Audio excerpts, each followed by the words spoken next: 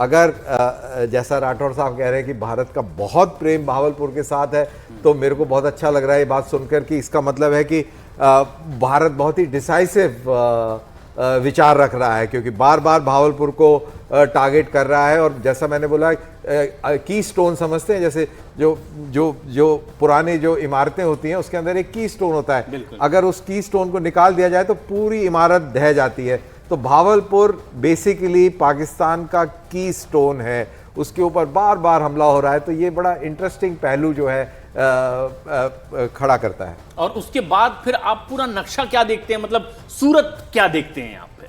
अब पता नहीं सूरत बचेगी देखने लायक कि नहीं बचेगी, ये एक अंदाजा तो बन रहा होगा कि अगर हम यहाँ ये एक्शन ले सकते हैं, वहां लेंगे, उसकी पूरी तैयारी है, हम ले भी सकते हैं, तो वो सूरत क्या बनती दिखाई दे रही है फिर? अभी तो सिर्फ चाहत की बात हो रही है साहब, सूरत क्या बनेगी वो तो अभी प्रेस कॉन्फ्रेंस से पता लगेगा, लेकिन चाहत नहीं है कि सूरत पूरी बिगड़ जाए तो अच्छा है सर। प्रशांत, मैं ये बता रहा हूं मैं कि देखिए, अगर हमने इसको सीरियसली परसू कर लिया तो पाकिस्तान का विखंडन तय है, क्योंकि यहाँ पर अभी कई चीज़ें होंगी।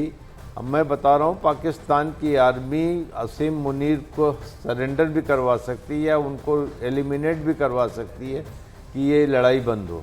उनके खिलाफ आवाज बहुत ज्यादा बुलंद होती चली जा रही है। वहाँ कुछ भी हो सकता है। अभी पाकिस्तान का विखंडन का मेरे ख्याल से इससे अच्छा आपको मौका नहीं मिलेगा अगर आप लड़ते हैं। देखिए क्या हुआ था 2021 में, हमने सीज फायर एग्रीमेंट माना था, हमने पाकिस्तान ने और भारत ने, कि हम एलसी पे फायर नहीं करेंगे। उसके बाद ये अभी इन्होंने तोड़ा है।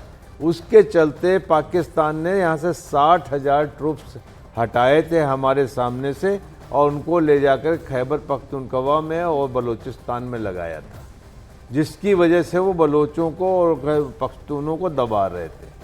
अब वो 60,000 उठ के हमारे सामने आएंगे, जैसे आएंगे वहाँ वैक्यूम बनेगा। वैक्यूम बनेगा तो बलोच और पश्तून इनको चैन से बैठने देंगे? नहीं बैठने देंगे। तो यही एक टाइम है, इनको एक सिचुएशन ऐसी बना दो उनको समझ में नहीं आए आगे जाएं या पीछे जाएं, भारत से लड़ें या बलोचों से लड़ें। तो वो एक सिचुएशन बनती हुई मुझे दिख रही है। थोड़ा सा अगर भारत प्रयत्न करेगा तो ये सिचुएशन बनेगी और यहीं से पाकिस्तान का पतन शुरू होगा। और ये एक जो अपडेट है, इसमें अब तक की ताज़ा अपडेट जो आ रही है, अमेरिका के विदेश मंत्री से भी बातचीत हुई है और तमाम विदेश मंत्रियों की इसकी जानकारी दी जा रही है। भारत जिस तरह का कदम आगे उठा रहा है इस मामले में, उसकी हर जानकारी दी जा रही है, बातचीत हो रही है और भारत ये बता रहा है कि भारत जो कर रहा है वो क्यों कर रहा है। भारत ने ये साफ कर दिया कि भारत का मकसद कहीं से भी वॉर का नहीं है, भारत किसी भी तरह से युद्ध की नहीं, बुद्ध की धरती है। और जो भी रिएक्शन भारत का है वो किस लिए है ये खुद भारत बता रहा है, लेकिन पाकिस्तान इस स्थिति में नहीं है कि वो बता पाए कि वो जो इस वक्त कर रहा है वो आखिर क्यों कर रहा है। कर्नल राठौर, ये जो भारत खुद पल पल की अपडेट दुनिया को दे रहा है, बातचीत हो रही है, विदेश मंत्रियों को बताया जा रहा है कि अब हमने ये किया है और क्यों किया है, सबूतों के साथ। पाकिस्तान क्या कुछ बता पा रहा है और उससे क्या सीन बनता दिखाई दे रहा है अंतर्राष्ट्रीय स्तर पर? पाकिस्तान से कई बातें हैं। एक तो पाकिस्तान में एक तरीके की पैरालिसिस है, जहां पर एक तरीके का कोई उनके पास सिस्टम नहीं है कि आप वहां पर किसी को बता सकें।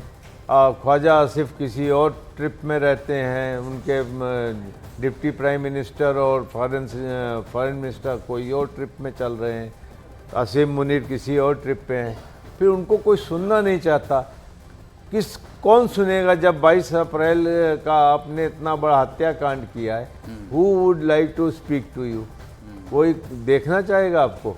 तो पाकिस्तान इस वक्त एक पैरिया स्टेट है जिसको कोई देखना नहीं चाहता, कोई बात नहीं करना चाहता और उनकी बात करने की कोई सलाहियत नहीं है।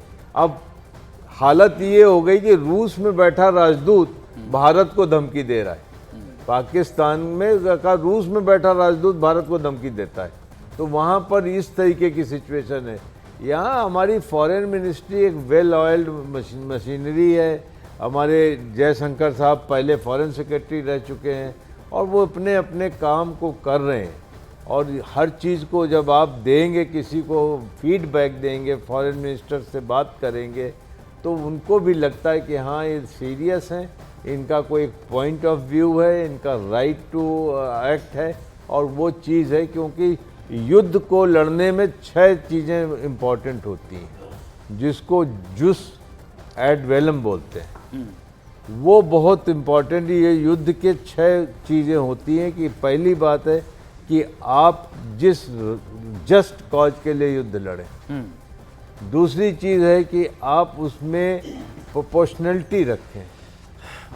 तीसरी चीज़ है इसमें आपको फेयर चांस होना चाहिए सक्सेस का। इस तरीके से ये सारी चीज़ों को मिक्स करते हैं तो आप युद्ध लड़ने के लिए जाते हैं। भारत ने उस लाइन पर अपने आप को युद्ध लड़ने के लिए तैयार किया है। तो ये चीज़ें हमारे पक्ष में काम करती हुई दिख रही हैं। तो पाकिस्तान के साथ कौन खड़ा होना चाहेगा? वेल कोऑर्डिनेटेड भारत जो कदम बढ़ा रहा है, हमारे यहाँ का अपना एक सिस्टम भी है। क्या पाकिस्तान में वहाँ की सरकार से, वहाँ के प्रधानमंत्री से कोई मंत्रणा वहाँ की आर्मी कर रही होगी ये कदम उठाने से पहले? आपस में मंत्रणा करें न करें, इंटरनेशनली वो आइसोलेट हो चुके हैं।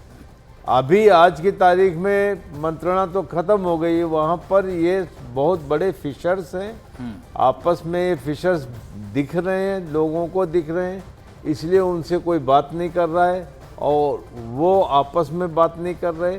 तो अभी के लिए लगता है कि पाकिस्तान को आर्मी ने हाईजैक कर लिया है।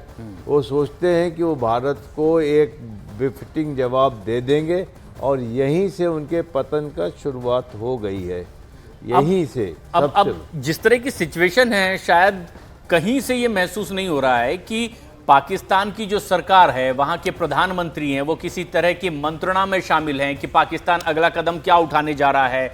जिस तरह का रिएक्शन और एक्शन की बात चल रही है, वो आर्मी अपने स्तर पर ले रही है, नेता वहां की सरकार सिर्फ बयान देते हैं, अपने अपने कॉर्नर से बयान दे रहे हैं, कोई कोऑर्डिनेशन नहीं है। जैसा कि यहां पर एक प्रॉपर ब्रीफिंग हो रही है जिसमें विदेश मंत्रालय की इन्वॉल्वमेंट देखी जाती है, इसमें आर्मी आकर के ये बताती है कि उनका क्या एक्शन है, क्या प्लान था, क्या उन्होंने अब तक किया है, दुनिया के सामने सबूत रखने की कोशिश होती है।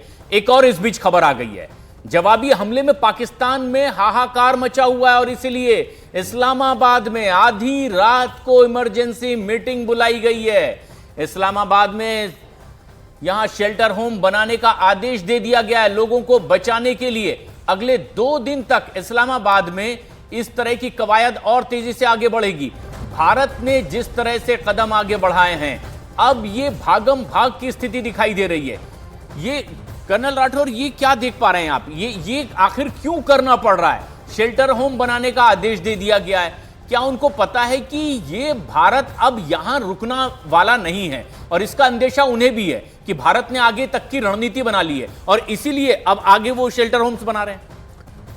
आज दिन में हमने रावलपिंडी को टारगेट किया। Rawalpindi twin city of Islamabad, 12 kilometre कुछ पड़ता है। तो हमने इस्लामाबाद को भी टारगेट किया शाम को। तो अब उनको समझ में आया कि वो अपने कंफर्ट जोन से जो वहाँ का, और ये तस्वीर भी हमारे दर्शक देख रहे हैं, जो इमरजेंसी मीटिंग बुलाई गई है, कुछ फैसले लिए गए, स्कूल कॉलेज बंद करने का आदेश दे दिया गया। इस्लामाबाद जहां पर झटके महसूस कर लिए पाकिस्तान ने।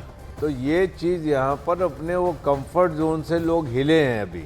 जो पाकिस्तान का पॉलिटिकल एलीट है या रूलिंग एलीट है या मिलिट्री एलीट है, उनको लग रहा है कि अब तो यहाँ पर भी फायर आएगी और गलती हो गई, हम भाग नहीं पाए टाइम पे इंग्लैंड और अमेरिका और ऑस्ट्रेलिया, तो अब यहाँ रहना है तो शेल्टर होम तो बनवा लेना चाहिए अपने लिए।